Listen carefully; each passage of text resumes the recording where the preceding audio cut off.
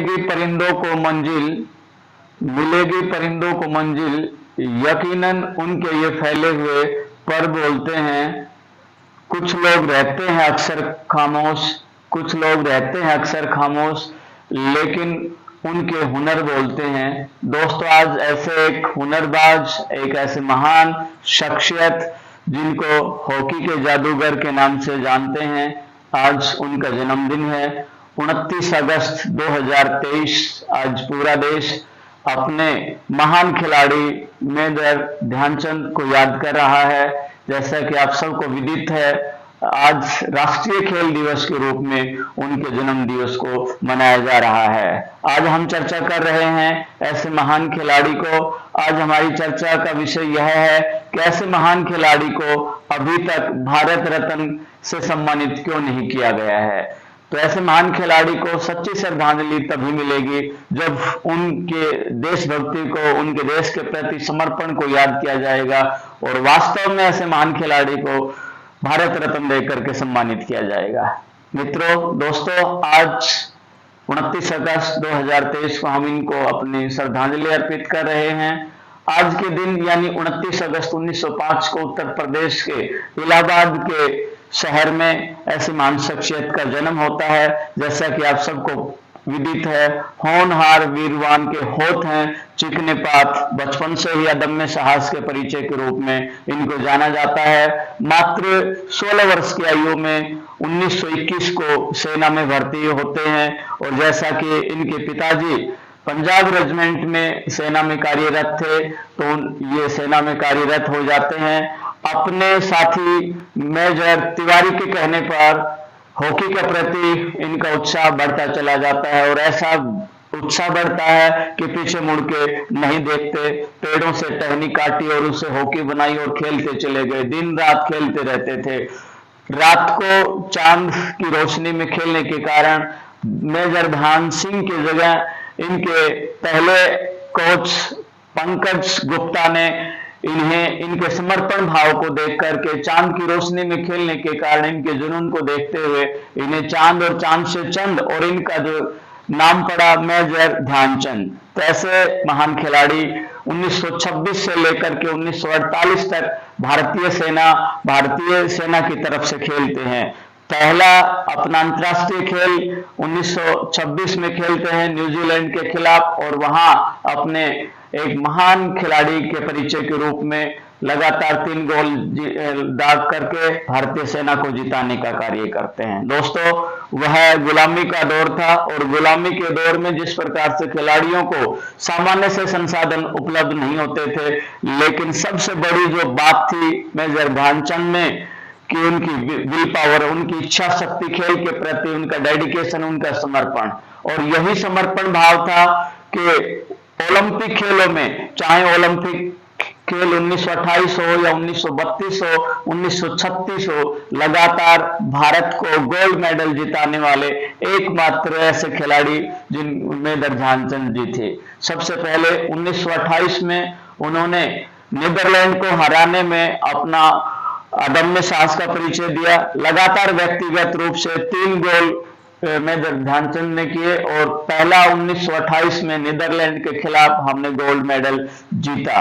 ठीक उसी प्रकार से 1932 में अमेरिका को हरा करके गोल्ड मेडल जीता। और सबसे बड़ी बात 1936 का वह ओलंपिक मैच जिसमें आज पूरी दुनिया ऐसे महान शख्सियत को जानती है। 1936 का हमारा जो अंतर्राष्ट्रीय हॉकी मैच था वह जर्मनी के खिलाफ हो रहा था। जर्मनी के खिलाफ हमारी जो भारतीय सेना थी, भारतीय सेना की जो टीम थी, लगातार उनको शिकस्त देती जा रही थी और भारतीय सेना एक के बाद एक गोल करके जर्मनी की सेना को परास्त करती जा रही थी। और उस मैच को लाइव देख रहे थे उस जमाने के सबसे बड़े तानाशाह मिस्टर हिटलर उस खेल को देख रहे थे और देखते ही देखते मैच को बीच में रुकवाया जाता है। मेजर ध्यानचंद जी की जो स्टिक है, जो हॉकी है, उसको चेक किया जाता है। उन्हें ऐसा कहा जाता है कि इसके अंदर कोई मैग्नेट है, चुंबक है, उसको तोड़ा जाता है। दूसरी हॉकी उनको दी जाती है, लेकिन उनके अदम्य खेल के आगे है एक के बाद एक गोल करते चले गए। ऐसा लग रहा था जैसे कि जो बॉल है उनकी हॉकी के चिपकी हुई है। इस प्रकार से हाफ मैच तक हमारी जो सेना, हमारी जो टीम है, भारतीय सेना जो टीम है, लगातार गोल दाग रही थी और जर्मनी की टीम को किसी प्रकार से भी बचाव का कोई रास्ता न देखते हुए उन्होंने साजिश की। खेल के मैदान में उन्होंने पानी भर दिया ताकि भारतीय जो खिलाड़ी हैं उनके पास अच्छे जूते नहीं हैं, वो अच्छे से खेल नहीं पाएंगे और हम जीत जाएंगे। लेकिन ऐसे महान खिलाड़ी को हम नमन करते हैं, उन्होंने अपने जूते निकाल करके नंगे पैरों से खेला और एक के बाद एक गोल करके हमारी टीम को, भारतीय टीम को, भारतीय हॉकी की टीम को जिताने का कार्य किया। शाम को जब मैच खत्म हो जाता है तो उस जमाने के हिटलर, उस जमाने के सबसे बड़े तानाशाह हिटलर मेजर ध्यानचंद जी को बुलाते हैं और इस प्रकार से प्रश्न करते हैं कि भारतीय सेना तुझे क्या देती है, तुम किस पद के ऊपर हो। उनके खेल भावना को खरीदने का कार्य तानाशाह करते हैं। लेकिन मेजर ध्यानचंद जी के जो शब्द हैं, जो आज हर भारतीय को के सीने को गौरवान्वित करने का कार्य करते हैं, 140 करोड़ भारतीयों के मान सम्मान को बढ़ाने वाले शब्द हैं। मेजर ध्यानचंद ने तानाशाह हिटलर को कहा कि मिस्टर हिटलर, मेरी सेना मुझे क्या देती है, मेरा देश मुझे क्या देता है, मुझे इसकी फिक्र नहीं है। मुझे इस बात की फिक्र है कि मैंने अपने देश को क्या दिया है। तब उसके खेल भावना को खरीदने का कार्य करता है मिस्टर हिटलर, उसे प्रलोभन देता है कि मैं अपनी सेना का सबसे बड़ा जो पद है, एयर मार्शल का पद है, वो देने के लिए तैयार हूं, बशर्ते कि तू भारतीय टीम की बजाय जर्मनी की टीम की तरफ खेले। तब उन्होंने बेबाकी से, निडरता के साथ, अदम्य साहस के साथ उन्होंने कहा कि मिस्टर हिटलर, तुम तुम्हारे पास सबसे बड़ा पद क्यों न हो, लेकिन मैं जर्मनी की तरफ से नहीं खेलूंगा। चाहे मेरे देश की जो टीम है, मेरे देश की सेना है, मुझे एक मात्र सिपाही के रूप में भी अगर मुझे सेवा देने का अवसर देगी तो मुझे भारतीय सेना में एक सिपाही के रूप में खेलना मंजूर है। जर्मनी के बड़े से बड़ा पद मुझे स्वीकार नहीं है। ऐसे महान खिलाड़ी के जन्मोत्सव पर हमें प्रेरणा लेनी चाहिए कि उनके अंदर देशभक्ति की भावना किस प्रकार से कूट कर भरी हुई थी। तो ऐसे महान खिलाड़ी को आज नमन करते हैं। उन्होंने अपने पूरे जीवन भर 1000 के लगभग गोल किए, जिसमें 400 ऐसे गोल थे जो कि अंतर्राष्ट्रीय मैचों में उन्होंने खेले थे। जहां तक ओलंपिक की बात है, उन्होंने व्यक्तिगत रूप से 35 गोल करके भारतीय सेना को लगातार गोल्ड मेडल जिताने का कार्य किया। 1921 से लेकर के 1948 तक वो भारतीय सेना, इंडियन आर्मी की तरफ से खेलते रहे। उनकी खेल भावना को देख करके, उनके देशभक्ति के जज्बे को देखकर भारत सरकार ने तीसरा सबसे बड़ा जो सम्मान का जो पद है, पद्म विभूषण से देख करके उनको सम्मानित किया।